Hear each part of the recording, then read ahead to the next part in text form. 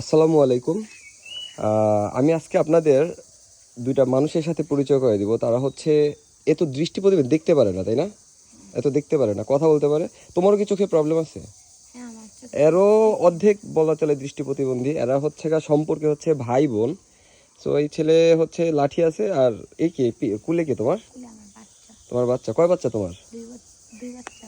আচ্ছা, দুই বাচ্চা। একটা পরে বলি, আগে একটা বলি। আমি আরও প্রায় 10 থেকে 15 বছর আগের থেকে, যখন ছোট বলা চলে, আমার এলাকাতে, এর বাসা শরীয়তপুরে।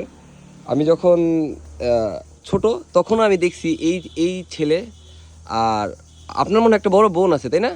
আগে হচ্ছে সে তার সাথে হাঁটতো, এরকম ভাবে দেখছি আমি।